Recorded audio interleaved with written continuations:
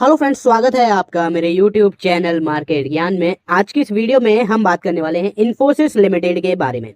देखो, इन्फोसिस लिमिटेड या बात करें आईटी सेक्टर की, तो पिछले कुछ टाइम से आपको काफी ज्यादा रोलर कोस्टर जैसी राइड जो है वो आपको यहाँ पर देखने को मिल रही है। एंड कभी आपको जो है वो आईटी सेक्टर के स्टॉक टॉप लूजर्स में नजर आएंगे, तो कभी वहीं टॉप गेनर में नजर आ रहे हैं। यानी कि वॉलेटिलिटी बहुत है। और आज के दिन भी अगर आप यहाँ पर देखोगे तो इन्फोसिस में अच्छी खासी तेजी बनी है। इस तेजी के पीछे का रीजन जानेंगे और यहाँ से देखेंगे कि आगे वाली कहानी जो है वो स्टॉक की क्या कुछ नजर आती है। बाकी बस आपसे इतनी सी रिक्वेस्ट है कि आप सबसे पहले तो चैनल को सब्सक्राइब कर लीजिए, और अगर आपको वीडियो अच्छी लगे तो प्लीज एक लाइक और कमेंट में अपने ओपिनियंस जरूर मेंशन करके जाइएगा। चलिए वीडियो स्टार्ट करते हैं।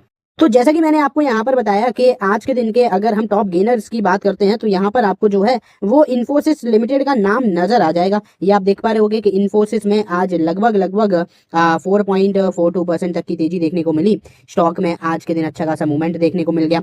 एंड यहाँ मतलब अगर आप देखोगे तो ये जैसे कि मैंने आपको स्टार्टिंग में बोला था कि किसी दिन तो टॉप गेनर है तो दूसरे ही दिन टॉप लूजर है। यानी कि वॉलेटिलिटी अभी आईटी में बहुत बनी हुई है।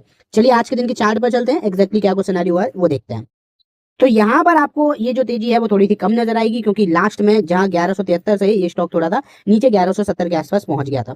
फिलहाल में अगर हम यहाँ पर इसकी 52 वीक रेंज देखते हैं तो वो है 982 से लेकर 1728 की रेंज आपको ये नजर आती है। यानी कि अभी फिलहाल में अगर आप देखोगे तो ये स्टॉक जो है वो अपने 52 वीक लो की तरफ ही ज्यादा ट्रेड करते हुए नजर आ रहा है। पिछले 5 दिनों में स्टॉक के अंदर आपको जो है वो लगभग 6% की तेजी देखने को मिली है।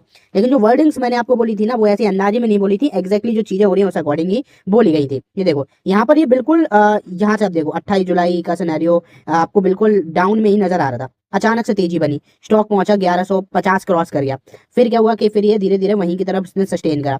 फिर ये स्टॉक पहुंच गया 1182 पर, यानी कि 1182 पर 30 जुलाई को। यानी कि तेजी का माहौल, अच्छी खासी तेजी का माहौल, और ये वहीं के वहीं सस्टेन भी करा। लेकिन एक शार्प ड्रॉप आया और स्टॉक फिर से वापस वहीं अपने पुराने लेवल पर आ गया। ये देखो ये जो लेवल है यहाँ पर, ये जो लेवल है 1105 का है, और 1180 से ये गिरा और स्टॉक पहुंचा फिर से 1114 यानी कि पुराने लेवल पर। और अब इसमें फिर से जो तेजी वाला फेज है वो बनना चालू हो रहा है। और जहां ये लेवल पहुंचा था 1180 के आसपास, आज फिलहाल में स्टॉक जो है वो 1170 तो पहुंच ही गया है। तो कुछ इस टाइप का मूवमेंट जो है पिछले कुछ टाइम के अंदर का ये आपको मैंने दिखाया। ये कोई ऐसा नहीं है कि 4-5-6 महीने का चार्ट हो, ये केवल 4 से 5 दिन का चार्ट दिखाया मैंने आपको। पिछले एक महीने में भी अच्छी खासी रिकवरी है, लगभग 12% की।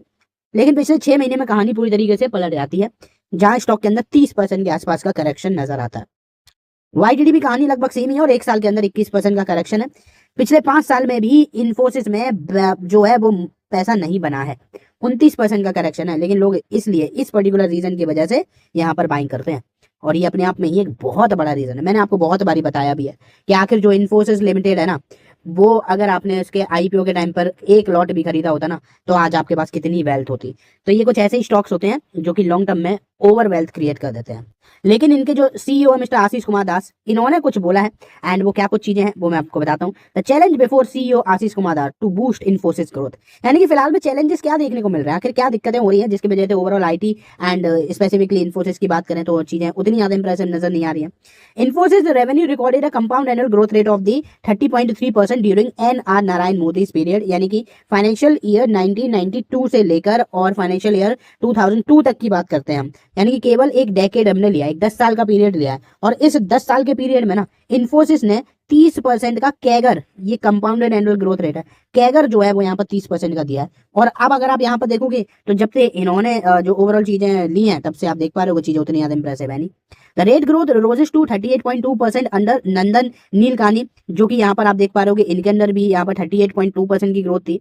Before moderating to 24.2% under Kris Gopalakrishnan, 12.4% under HD. Shibulal, and 15.57% under Vishal Sikka, 8% अंदर सलील पारेख। तो आपने हाल फिलहाल में देखा ही है। तो एटलीस्ट यहाँ पर जब चीजें बिगड़ी हैं तो भी 8% का कैगर तो मिल ही रहा है।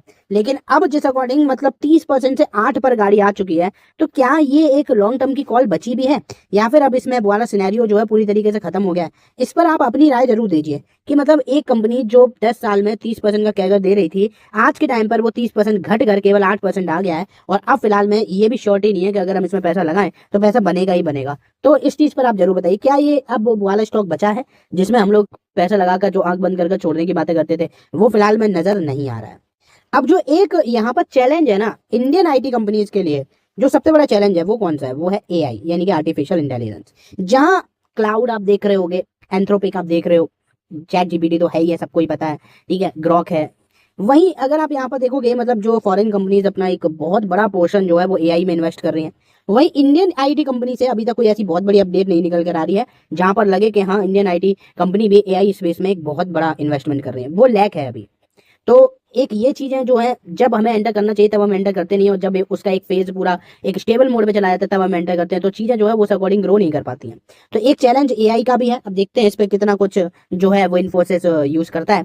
लेकिन फिलहाल में तो यही अपडेट निकल कर आ रही थी जो कि मैंने आपको यहाँ पर बता दिया। अब मैं आपको कुछ ऐसे स्टॉक्स बता देता हूँ जो कि आपको कॉल प्रोडक्शन दिखाने वाले हैं। अब मैं आपको एक नहीं, दो नहीं, तीन नहीं, बल्कि 10-12 ऐसी कंपनी बताऊंगा जो कि आपको कॉल प्रोडक्शन दिखाने वाले हैं और जल्दी से बताने वाला हूँ। तो 5 अगस्त को टेम्बो ग्लोबल में स्प्लिट देखने को मिलेगा। अब डेटा सर्विसेज में 1 रुपए का डिविडेंड है, वहीं वेदांता एल्यूमिनियम मेटल में 8 रुपए का इंटरम डिविडेंड 5 अगस्त को देखने को मिलने वाला है। अजंता फार्मा में डिविडेंड मिलेगा 32 रुपए का, तो वहीं हुंडई मोटर्स में 21 का। श्रेयांस इंडस्ट्रीज में आपको 1.5 रुपए का डिविडेंड, टीडी पावर में 1.10 का। सोमानी सेरेमिक्स में 2 रुपए का, तो मुकेश बाबू एफएस में 1.20 का। ब्रिगेड एंटरप्राइजेस में 2 रुपए का डिविडेंड है, तो मैट्रिमोनी.com में 5 रुपए का। गांधी स्पेशल ट्यूब में 15 रुपए का, तो इंडेक रबर में 1.5 रुपए का। यहाँ आप देख पा रहे हो कि डीसा में आपको 200 रुपए का फाइनल डिविडेंड मिलने वाला है 5 तारीख को। इंडेफ मैन्युफैक्चरिंग में 2 रुपए का, तो वहीं सीका इंटर प्लांट में 3.5 रुपए का।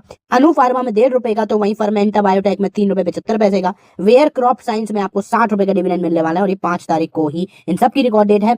आने वाले वीडियोस में मैं आपको जो और बाकी के कॉर्पोरेट एक्शन वाले स्टॉक्स है वो जरूर बताऊंगा। बाकी फिलहाल वीडियो में बस इतना ही। वीडियो अच्छी लगी हो तो लाइक और चैनल को सब्सक्राइब आप जरूर करिएगा। धन्यवाद।